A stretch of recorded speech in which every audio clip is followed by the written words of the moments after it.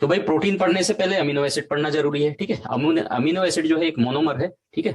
ये amino acid बहुत सारे मिलकर के जो है ग्रुप में मिलकर के क्या बना देते हैं, आपके प्रोटीन बना देते हैं, सिंपल। इसमें दो चीजें आपको देखने को मिलेगा, नाम में ही सब कुछ है, नाम में ही तो धरा है, ठीक है। हमें अगर आपको जानना है तो हमारे नाम से एक आइडेंटिफिकेशन होता है, उसी तरीके से अमीनो एसिड नाम में ही सारा चीज छुपा हुआ है। अमीनो मतलब NH2, ठीक है, एसिड आपका COOH, सिंपल है, ठीक। तो दो चीजें आपको देखने को मिलेगा। आगे जब हम बात करेंगे ये अमीनो एसिड जो है किस तरीके से आपको स्ट्रक्चर यहां पर दिखाई देता है, सिंपल। अब यहां पर जब आप इसका स्ट्रक्चर देखोगे, ठीक है, तो ये एक कार्बन, ठीक है, कार्बन के साथ अलग अलग चीजें आपको जुड़ा हुआ देखने को मिल रहा है। जब आप ये देखते हो यहां पर एक चीज लिखा हुआ है मैंने, सब्सटीट्यूटेड मीथेन, ठीक है। तो मीथेन का जो सब्सटीट्यूट क्यों बोला जाता है, क्योंकि कार्बन में आपको 4 हाइड्रोजन दिखाई दे रहा होगा, ठीक है। एक हाइड्रोजन हमने यहां निकाल दिया, एक हाइड्रोजन ये निकाल दिया, ठीक है। और उसके बाद जो एक हाइड्रोजन ये, और ये वाला जो R वाला है, ठीक है, ये वेरिएबल ग्रुप है। वेरिएबल ग्रुप क्यों बोलते हैं, क्योंकि यहीं पर जो चीजें ऐड होंगे उसी के हिसाब से, जैसे कि हमने आपको लिपिड में पढ़ाया था, उसी तरीके से यहाँ जो जो चीजें ऐड होते जाएगा उसके अकॉर्डिंग इसका नामकरण जो है अलग अलग होता जाएगा, अलग अलग नाम इसमें बनते जाएंगे, इसलिए इसको वेरिएबल ग्रुप बोला जाता है। सबसे इंपॉर्टेंट चीज क्या होता है, अमीनो एसिड तो बहुत प्रकार के हैं, 300 200, ठीक है, आप देखते होंगे, लेकिन 20 ही स्टैंडर्ड एमिनो एसिड हैं जो मिलकर के आपका प्रोटीन का निर्माण करते हैं। स्टैंडर्ड एमिनो एसिड कभी पूछा जाए तो 20 ही ऐसा जो है माना जाता है, तो 20 आपको याद रख लेना है। बेसिक यूनिट है भाई, आपका क्या कर देता है, फॉर्म बना देता है आपका पॉलीमर, जो कि प्रोटीन है, हमने बात कर लिया। तो सिंपल है, बेसिक बेसिक चीजें हम पढ़ते हुए चलेंगे, ठीक है। अब यहां पर देख लो आप ये स्ट्रक्चर, ठीक है, सिंपल एमिनो एसिड की हम बात कर रहे हैं। सिंपल एमिनो एसिड में जब आप देखोगे यहां पर क्या क्या चीजें आपको देखने को मिल रहा है, देखो ग्लाइसिन, ठीक है, सिंपलेस्ट एमिनो एसिड है ग्लाइसिन। यहां पर देखो R1 R2 R3 मैंने 3 बना करके दिए हैं। अब देखो ये जो हम बात कर रहे थे, ठीक है, वेरिएबल ग्रुप जो R बना हुआ था, यहीं पर सारा चेंजेस हो रहा है, देखो। लेकिन कभी भी आप प्रोटीन में ध्यान देना, ठीक है, जब भी प्रोटीन का निर्माण होगा, एमिनो एसिड जब आप देखोगे तो एमिनो एसिड में जो है देखना कहीं पर भी समान स्ट्रक्चर आपको देखने को नहीं मिलेगा। यहां पर दोनों H देखने को मिल रहा है, ठीक है, मतलब ये इनएक्टिव फॉर्म में होगा। सवाल पूछा भी जाता है कि ग्लाइसिन जो है निम्नलिखित में से कौन सा इनएक्टिव फॉर्म में रहता है, तो ये ग्लाइसिन होता है। बाकी सभी जगह देखोगे आपको अलग अलग ही जुड़ा हुआ देखने को मिलेगा, कभी भी एक समान आपको देखने को नहीं मिलेगा, जैसे यहाँ पर H और H देखने को मिल रहा है, ठीक है। ज्यादा हम हाई लेवल की बात नहीं कर रहे हैं, बिल्कुल सिंपलेस्ट तरीके से चल रहे हैं, समझते हुए चलना, जो एग्जाम ओरिएंटेड है, जो एग्जाम में पूछा जा सकता है, ठीक है। अभी समझते हुए चलो भाई, जो भी चीजें हम बाद में कमेंट्स आप लोगों के देखते चलेंगे। देखो उसके बाद यहां पर जो हमारा वेरिएबल ग्रुप था, ठीक है, यहां पर जैसे जैसे चेंजेस होते जा रहे हैं, एलेनिन आ गया, ठीक। उसके बाद यहां पर भी देखो R3 में, ठीक है, ये सेरिन हो गया। तो इस तरीके से जो है हमने बात किया कि जो भी आपका वेरिएबल ग्रुप है वहां पर चीजें चेंजेस होते जाएंगे, उसके अकॉर्डिंग जो है आपका नामकरण भी चेंज होता जाएगा, ठीक है। आगे चलते हैं, क्या है आपका ज्यूटर आयन के बारे में आप लोगों ने समझ लिया होगा, ठीक है, प्लस और माइनस, एक एसिड और एक बेस, दोनों चीजें देख लिया होगा। एक तो पॉजिटिव और एक नेगेटिव, दोनों चीजें जो है आपको एक ही जगह पर देखने को मिलता है, उसको जो है हम ज्यूटर आयन बोल देते हैं, बहुत सिंपल है, ठीक है। एमिनो एसिड जो है आप ज्यूटर आयन की तरह, ठीक है, आप लोगों को नोट्स भी मिल गए होंगे, सारा चीज उसमें डिस्क्राइब कर दिया गया है, इसलिए हम ज्यादा डिटेल में इसके ऊपर नहीं जाते हैं। क्वेश्चन बनता है इसलिए जो आप इसको याद रखेंगे, बहुत आसान है, ठीक है, प्लस और माइनस आप लोगों को पता है। अब देखो सबसे इंपॉर्टेंट चीज है पेप्टाइड बॉन्ड का फॉर्मेशन, ठीक है। पेप्टाइड बॉन्ड का फॉर्मेशन जब एमिनो एसिड जुड़ रहे हैं, ठीक है, एक एमिनो एसिड दूसरा एमिनो एसिड, ऐसे डिफरेंट टाइप के एमिनो एसिड जब एक साथ जुड़ते हैं तब जाकर के आपके बोलते हो कि वो प्रोटीन बनता है। तो हमने लिपिड में भी पढ़ा था कि अगर कोई चीज जुड़ रहा है, ठीक है, फॉर्मेशन हो रहा है, किसी चीज का बॉन्डिंग हो रहा है, तो कोई ना कोई बॉन्ड तो होगा, सिंपल है। तो इसमें हमें जो है पेप्टाइड बॉन्ड देखने को मिलता है, ठीक। जब पेप्टाइड बॉन्ड बनेगा तो देखो यहां पर ये जब आपस में जुड़ रहे हैं तो इसका COOH का OH और इसका जो है NH2 का एक H जुड़ करके जो है वाटर मॉलिक्यूल यहां से रिमूव होता है, ठीक है। वहां पर भी हमने भाई वैसे ही देखा था, ठीक है। तो जितने बॉन्ड्स बनेंगे उतने जो है आपके यहाँ पर वाटर मॉलिक्यूल्स निकलते हुए देखने को मिल जाता है, इस तरीके से, ठीक है। तब जाकर के जो है यहाँ पर आपको क्या बना हुआ दिखता है, वाटर मॉलिक्यूल निकल गया, अब क्या बचा, आपका CO बचा और NH बचा। तो ये जो बॉन्ड बन रहा है आपस में, ठीक है, ये जो बॉन्ड बन रहा है इसको हम बोल देते हैं बहुत सिंपल तरीके से, क्या बोल देते हैं, पेप्टाइड बॉन्ड बोल देते हैं इसको, ठीक है। और पेप्टाइड बॉन्ड का जो नंबर अगर आप याद करोगे तो देखो 2 एमिनो एसिड मिल रहा है तो एक पेप्टाइड बॉन्ड बन रहा है, तो ये माइनस में चलेगा, ठीक है। यहां पर इसीलिए फॉर्मूला दे दिया हुआ है। अगर 3 एमिनो एसिड, देखो 1 2 और 3 एमिनो एसिड जुड़ रहे हैं तो आपको कितने मिल रहे हैं, 2 पेप्टाइड बॉन्ड मिल रहे हैं। 3 एमिनो एसिड जुड़ रहे हैं तो आपको 2 पेप्टाइड बॉन्ड। इसी तरीके से आप आगे चलते चलोगे तो एक कम होता जाएगा, उस तरीके से जो आप गिन सकते हो नंबर में कि पेप्टाइड बॉन्ड कितने उसमें देखने को मिलता है। बहुत साधारण और सरल सी बात है, ज्यादा दिमाग लगाने वाली बात नहीं है। अब देखो, अब जब हम क्लासिफिकेशन करेंगे एमिनो एसिड का, ठीक है, basis of compositions, classification amino acid का बेसिस ऑफ कंपोजिशंस के आधार पे देखोगे तो आपको इसमें एसिडिक देखने को मिलेगा, बेसिक देखने को मिलेगा और एक न्यूट्रल देखने को मिलेगा। ठीक है, किस आधार पे बोलते हैं भाई एसिडिक, बेसिक और न्यूट्रल? पहले न्यूट्रल की बात कर लेते हैं। न्यूट्रल में दोनों चीजें एकदम समान अमाउंट में देखने को मिलता है, प्लस और माइनस दोनों जो है एक एक ही देखने को मिलेगा। यहाँ पर NH2 है, ठीक है, और 1 जो है आपका COOH देखने को मिलता है, मतलब ये आपका न्यूट्रल कहला जाएगा। बेसिक कब कहलाएगा? आप देख लो, यहाँ पर 1 जो है आपका COOH है और 2 जो है यहाँ पर NH2 हो गए।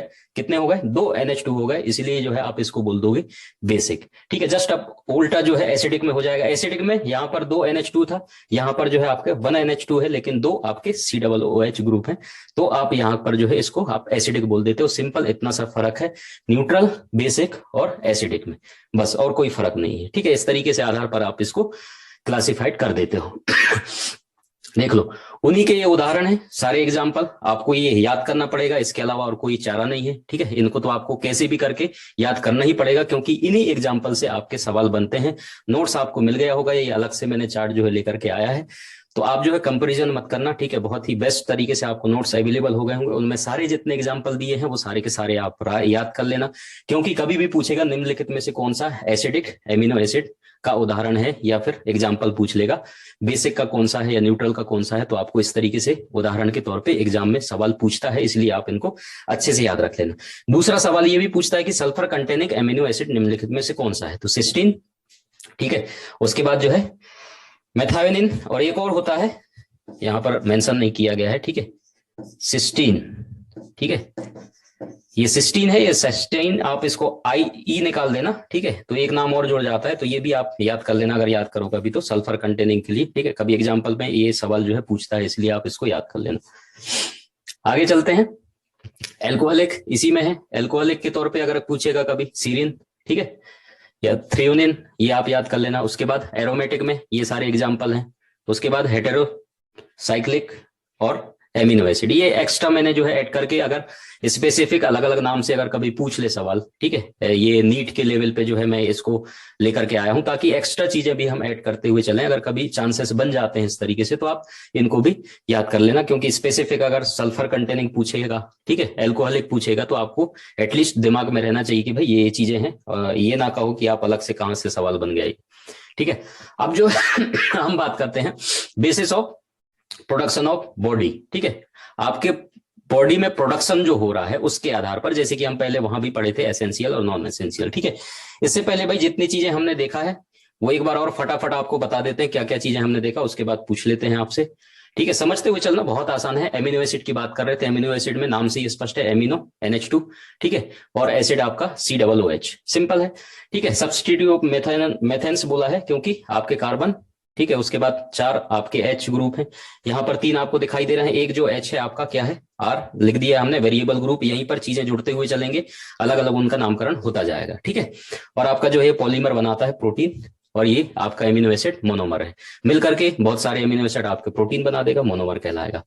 फिर से रिपीट कर रहे हैं फटाफट। ठीक है, यहाँ पर देख लोगे सिंपलेस्ट हमने एमिनो एसिड दिया है, ग्लाइसिन, स्ट्रक्चर आप देख सकते हो सेम है, नहीं रहते हैं। ठीक है, मतलब इनएक्टिव फॉर्म होगा। एक्टिव फॉर्म में वही होगा जिसमें डिफरेंट आपको देखने को मिलेगा, यहाँ पर देख सकते हो एलिनिन और सीरीन आपको देखने को मिल रहा है, कभी एग्जाम में पूछता है, इसीलिए आप इसको याद रखना। ज्यूटर आयन आप लोगों को पता है, ठीक है, माइनस प्लस दोनों एक साथ देखने को मिल रहा है। पेप्टाइड बॉन्ड फॉर्मेशन हमने समझा दिया, कोई भी चीज अगर जुड़ करके मिल करके बन रहा है उसमें मतलब कोई ना कोई बॉन्ड होगा, इसमें हमने पेप्टाइड बॉन्ड की बात किया, किस तरीके से होते हैं ये सारी चीजें हमने बता दिया। यहाँ पर क्या क्या चीजें मिल रहे हैं, कितने एमिनो एसिड मिलेंगे तो एक पेप्टाइड बॉन्ड, 2 मिलेंगे तो एक पेप्टाइड बॉन्ड आपको देखने को मिलेगा। इसी तरीके से आप जोड़ते चलोगे तो उस हिसाब से आपको एक एक माइनस करते हुए चलना, तो आपको पता चल जाएगा। अब जो है हम कंपोजिशंस के आधार पे बात किए थे, एसिडिक, बेसिक और न्यूट्रल। न्यूट्रल की बात किए थे, मतलब समान मात्रा में आपको प्लस माइनस देखने को मिल रहा है, मतलब वो न्यूट्रल है। एक यहाँ पर NH2 बढ़ गया, 2 हो गया, मतलब वो बेसिक हो गया। ठीक है, बाकी आपका COH जो है एक है सिंगल, जस्ट अपोजिट आपका एसिडिक में हो जाएगा। 2 आपके COH देखने को मिलेगा, 1 आपको NH2 देखने को मिलेगा, वो एसिडिक में चला जाएगा। तो इस तरीके से यहाँ पर एग्जाम्पल जो है आपको याद कर लेना है, ये सारे के सारे न्यूट्रल के एग्जाम्पल।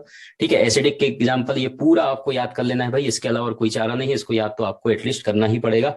यहीं से आपके सवाल बनते हैं, क्योंकि इन एग्जाम्पलों को अच्छे से आप पढ़ लेना। बहुत इंपॉर्टेंट है, ठीक है। This of production of body, ठीक है। अब आपका बॉडी प्रोडक्शन कर रहा है नहीं कर रहा है, कर रहा है तो ठीक है, जरूरत ही नहीं है, ठीक है। वैसे ही एग्जांपल है, समझ में आ रहा है, जैसे लिपिड में हमने पढ़ा था, ठीक। नॉन एसेंशियल और एसेंशियल। एसेंशियल में कौन हो जाएंगे, जो हमारा बॉडी बना ही नहीं रहा है, मतलब वो हमारे लिए जरूरी है। तो हम कुछ भी खाना पीना खाएंगे उसके थ्रू, जैसे दाल में सबसे ज्यादा जो है प्रोटीन आपको देखने को मिलता है, तो दाल खाओगे प्रोटीन मिल जाएगा, वो एसेंशियल में हो जाएगा। नॉन एसेंशियल जो आपका बॉडी खुद बना लेगा, नॉन एसेंशियल। सेमी एसेंशियल थोड़े बहुत लिटिल अमाउंट में आपका बॉडी बनाएगा, बाकी आपको डाइट के थ्रू वो मिल जाएगा, तो इसको हम सेमी एसेंशियल बोल देते हैं, ठीक है। इस तरीके से 3 भाग में इसको डिवाइड कर दिया गया है। उदाहरण के तौर पे देखोगे तो कुछ एसेंशियल और सेमी एसेंशियल को आपको एक साथ ही देखने को मिलेगा, जैसे आर्जिनिन और हिस्टाडिन आपको देखने को मिलेगा, ठीक है। बच्चों वाले जो है आपको अलग देखने को मिलता है, अडल्ट आपको अलग देखने को मिलता है। 8 और 10 की मात्रा में उसको डिवाइड किया गया, आपको नोट्स में मिल गया होगा सारी चीजें, ठीक है। तो एसेंशियल एमिनो एसिड, ये सारे के सारे एग्जाम्पल बहुत इंपॉर्टेंट है, इनको आप रट लेना, याद कर लेना।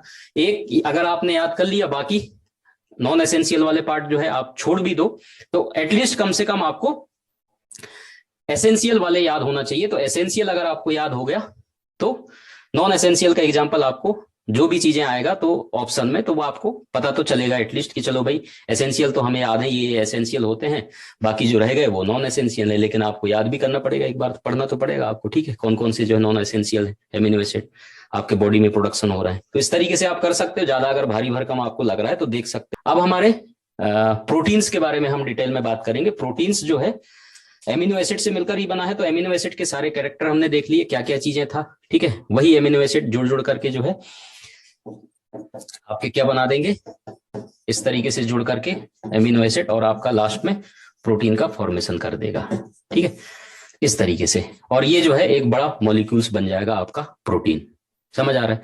तो सिंपल सा कहानी है। और प्रोटीन के अंदर भी बहुत सारी चीजें हैं जिनको हमें पढ़ लेना है। बॉडी में बहुत सारी चीजें हैं, प्रोटीन का फंक्शन भी बहुत सारे हैं, तो इसलिए जो है प्रोटीन अपने आप में ही बहुत इंपॉर्टेंट है, जैसे कि कार्बोहाइड्रेट और लिपिड था।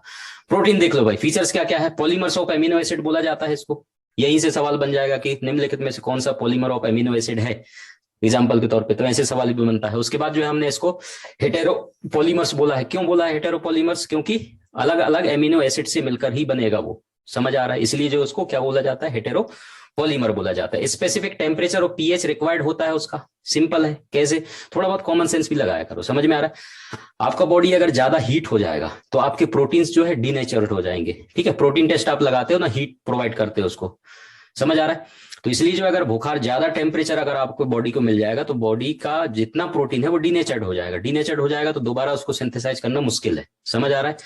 कम अगर टेम्परेचर है तब तो ठीक है, समझ आ रहा है, हाँ कम टेम्परेचर चल जाएगा, ज्यादा टेम्परेचर नहीं होना चाहिए बॉडी का, समझ आ रहा है। तो इस तरीके सिंपल तौर पे कि भाई एक प्रोटीन को जो है आपका स्पेसिफिक टेम्परेचर और पीएच भी इसको रिक्वायर्ड होता है, जरूरत होता है आपके प्रोटीन को। तो ये बात आप याद रखना, ये कॉमन सेंस वाली बात है, अलग से इसको हमने इंक्लूड कर दिया ताकि आपको पता चले। अब क्लासिफिकेशन ऑफ कंपोजिशंस के आधार पे देख लो। कंपोजिशंस के आधार पे जो है क्लासिफाइड जब हम प्रोटीन को करेंगे तो एक जो होता है बिल्कुल सिंपल, ठीक है, ओनली एमिनो एसिड फॉर्म करेगा स्ट्रक्चर, तो आप इसको जो है सिंपल बोल दो, एग्जांपल के तौर पर जैसे आपका पेप्सिन और रेनिन, ठीक है। कॉन्जुगेट क्या हो जाएगा, consisting of globular protein and highly bound prosthetic group. Add क्या हो जाएगा यहाँ पर, प्रोस्थेटिक ग्रुप एडिशनल जो है आपका जुड़ जाएगा, तो उसको हम कंजुगेटेड प्रोटीन बोल देते हैं। एक तो सिंपल है जिसमें केवल आपके एमिनो एसिड देखने को मिलेगा, उसके अलावा अगर आपके प्रोस्थेटिक ग्रुप जोड़कर देखने को मिलेगा तो उसको हम कंजुगेटेड प्रोटीन बोल देते हैं। आगे चले, सिंपल है। अब देखो ये नेम है और कॉन्जुगेटेड प्रोटीन के सारे एग्जाम्पल है, देख लो फटाफट। कॉन्जुगेटेड प्रोटीन में देख लो, फॉस्फोप्रोटीन, फॉस्फो जुड़ा हुआ है ना, वहां पर फॉस्फोलिपिड हम देख रहे थे, लिपिड में यहाँ पर फॉस्फो शब्द जुड़ गया, प्रोटीन है, ठीक है। फॉस्फोरिक एसिड आपके बहुत सारे क्या क्या चीजें हैं, कैसिन मिल्क, ठीक है, वेटेलिन, एग योक, ये सारी चीजें जो आपके फॉस्फोप्रोटीन में आते हैं। एग्जाम्पल के तौर पे पूछता है, इसलिए आप याद रख लेना इसको, ठीक है, नहीं तो आप नोट्स बना लेना। बहुत प्यारे तरीके से मैंने ये दे करके रखा है आपको, बाद में क्लास रिकॉर्डेड रहेगा तो इसको देख करके ये सारी चीजें आप नोट डाउन कर लेना, समझ में आ रहा है, कहीं मिले ना मिले। तो इस तरीके से मैं हमेशा कोशिश करता हूं कि आप किसी भी चीज का चार्ट के फॉर्म पे आप नोट्स बनाओ, तो वो चीजें पढ़ने में भी आसानी होता है, समझने में भी आसानी होता है और आपके माइंड में क्लियर भी रहता है, ठीक है। बहुत बड़ा फर्रा लिख करके आपको दे देगा तो वो चीजें समझ में नहीं आएगा, आपको माइंड में जाएगा भी नहीं, पढ़ने में मजा नहीं आएगा। इसीलिए जो है हमेशा किसी भी चीज को एक तो चार्ट बना लो, और ये सब एग्जाम्पल हो तो इसको टेबल के तौर पे बना लो, बहुत प्यारे तरीके से बन जाएंगे, ठीक है। इतना तो आपको करना पड़ेगा।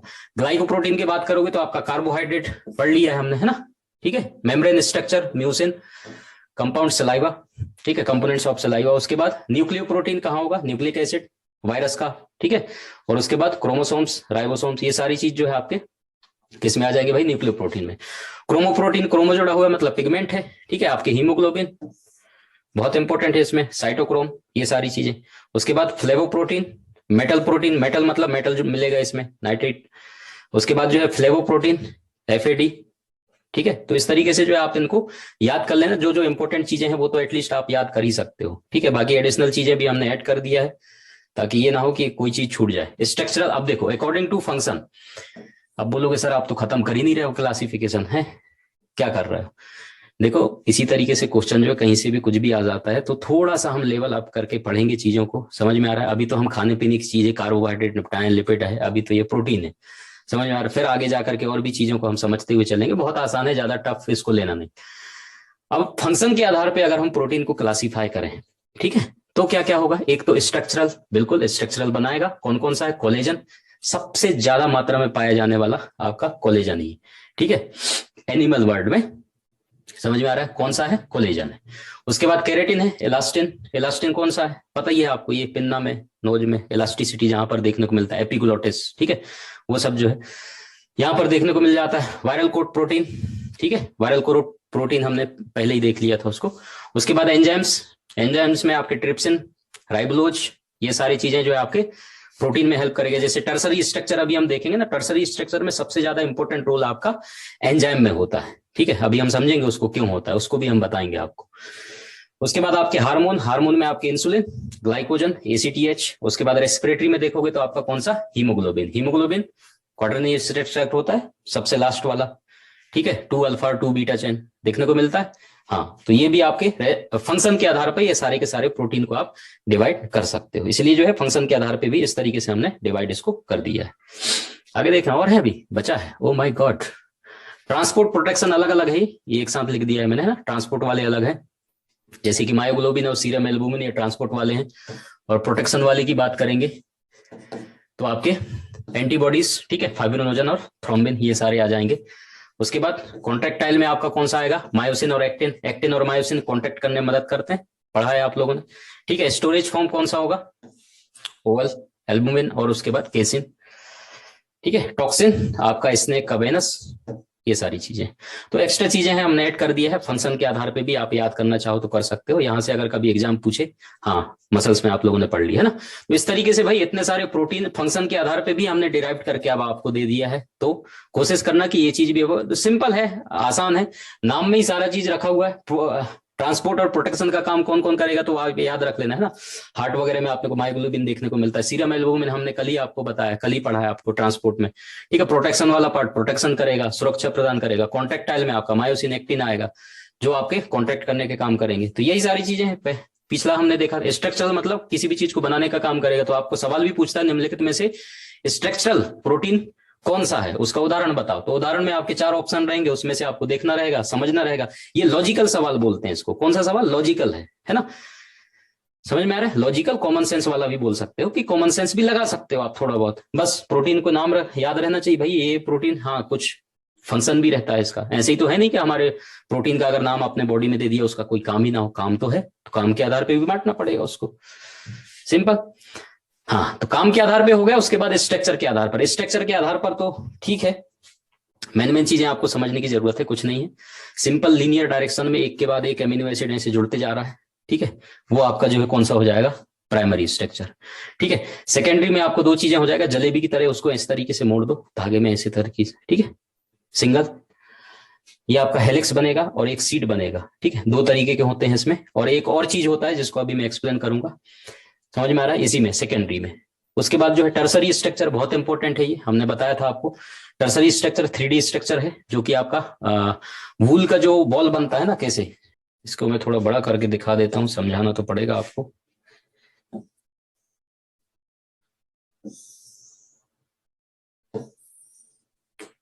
ये देखो, ये किस तरीके से आपका दिख रहा है ना, इस तरीके से आप घुमा दो, खोलने में भी दिक्कत हो जाए तो ये आपका टर्सरी स्ट्रक्चर इस तरीके से कुछ एग्जाम्पल के तौर पे आप समझ सकते हो, ठीक है। इस तरीके से कुछ देखने को मिलता है ये 3D। उसके बाद इसका तो बेस्ट एग्जाम्पल आपका हीमोग्लोबिन है। तो इसमें बहुत सारे पॉलीपेप्टाइड चेन जो है देखने को मिलता है अलग अलग आपके क्वाटरनरी स्ट्रक्चर में। ठीक है, सिंपल है, ज्यादा मुश्किल नहीं है, बस इसका फोल्डिंग जो है अलग अलग तरीके से हो रहा है। टर्सरी में अलग होगा और उसके आपके क्वाटरनरी में अलग होगा। सिंपलेस्ट तो आपको सिंपल है, प्राइमरी स्ट्रक्चर, इसको आप देख लेते हैं, अलग अलग समझ लेते हैं। देखो प्राइमरी स्ट्रक्चर आपका लीनियर होता है, बिल्कुल एक के बाद एक। आप इसको गिन भी सकते हो, बता भी सकते हो कि कौन सा एमिनो एसिड इसमें जुड़ा हुआ है। ठीक है, बहुत आसान होता है। तो देखने में भी आपको बिल्कुल सिंपल चेन आपको देखने को मिलता है, और इसमें आप गिन भी सकते हो कितने हैं क्या है, बहुत आराम से आप इसको, लीनियर अरेंजमेंट होता है आपके एमिनो एसिड का। ठीक है, जब पहली बार आपके राइबोसोम में, सुनना ध्यान से, पहली बार जब आपके राइबोसोम में, राइबोसोम का काम ही क्या है, प्रोटीन का सिंथेसिस करना। प्रोटीन का सिंथेसिस करना है मतलब लॉजिक लगाया करो, ज्यादा लोड लेने की जरूरत नहीं है, चीजों को समझो, इमेजिन करो। ठीक है, राइबोसोम के अंदर घुस जाओ, क्या कर रहा है, प्रोटीन बना रहा है। प्रोटीन बना रहा है मतलब एमिनो एसिड जुड़ रहा होगा, जुड़ रहा होगा ना। तो फर्स्ट टाइम जब जोड़ने की प्रक्रिया होती है वो लीनियर स्ट्रक्चर आपको देखने को मिलता है, immature protein formed in ribosome, इसलिए लिख करके रखा है मैंने। समझ आ रहा है? हाँ, तो एक दूसरे को जोड़ते हुए चलो। सेल में हमने राइबोसोम पढ़ा, उसका काम ही इस तरीके से जो है लीनियर स्ट्रक्चर आपको आराम से वहां पर देखने को मिल जाता है। अब जो है सेकेंडरी स्ट्रक्चर की जब हम बात करते हैं, देखो इस तरीके से इसको हेलिकल घुमा दो। ठीक है, तो आपका जो है ये केराटिन इसका बेस्ट एग्जांपल है। कभी आप याद रखना, कभी अगर एग्जांपल में पूछे तो आप इसको याद रखना, क्या हो गया, हाँ ठीक है, हेलिक्स। और उसके बाद ये सीड जब बन जाएगा अलग अलग प्लेट के आधार पे, एक के बाद एक, तो इसको जो है हम क्या बोल देते हैं, प्लेटेड सीड। ठीक है, इसका सबसे बेस्ट एग्जांपल जो है फाइब्रिन, सिल्क जो होता है, ठीक है, जो आप यूज करते हो घरों में, तो ये इसका एग्जांपल हो जाता है आपका, बीटा सीड के नाम से इसको जाना जाता है। तो ये आपके दो चीजें इसमें देखने को मिलता है। एक एक्स्ट्रा चीज जो मैं आपको बताने वाला था वो ये है, ये वाला एग्जांपल। ठीक है, बहुत इंपॉर्टेंट है, इसको भी आप याद रख लेना, कोलेजन हेलिकल या कोलेजन हेलिक्स इसको बोलते हैं। इसमें अंतर क्या है, इसमें 3 हेलिकल्स जो है आपको परपेंडिकुलर दिखाई देगा, एक के बाद एक। ये देख लो आप, 3 चीजें चल रहे हैं अलग अलग कलर में, आप ये देख सकते हो। ठीक है, एक ब्लू है, ग्रीन है और रेड है। ये 3 चीजें जो है एक साथ आपको देखने को मिल रहा है, परपेंडिकुलर जो है एक दूसरे के साथ जो है लिपटे हुए देखने को मिल रहा है। ठीक है, तो ये आपको केवल कोलेजन में दिखाई देता है, इसलिए जो है बाकी आता है ये सेकेंडरी में ही आता है। ठीक है, अब चलते हैं टर्सरी में। टर्सरी स्ट्रक्चर, ठीक है, उसी जो आपका स्ट्रक्चर था उसको इस तरीके से घुमा दो, है ना, 3D में, तो ये टर्सरी स्ट्रक्चर आपका बन जाएगा। लेकिन सबसे खास बात इसमें इंपॉर्टेंट चीज जो होता है, इस तरीके से इसमें कप लाइक स्ट्रक्चर देखने को मिलता है, या पॉकेट इसको आप बोल सकते हो। ठीक है, जो कि एंजाइम का मेन फंक्शन होता है। एंजाइम का मेन फंक्शन क्या होता है, उसको तो एक जुड़ने का साइट चाहिए, एक्टिव साइट चाहिए, जहां जाकर के उसको बाइंड होना है। ठीक है, तो बहुत इंपॉर्टेंट रोल जो है आपके टर्सरी स्ट्रक्चर का होता है एंजाइम में। ठीक है, एंजाइम होते क्या है एटलीस्ट समझ आ गया? हाँ, तो एंजाइम पढ़ेंगे तो डिटेल में आपको बताएंगे वहां पर।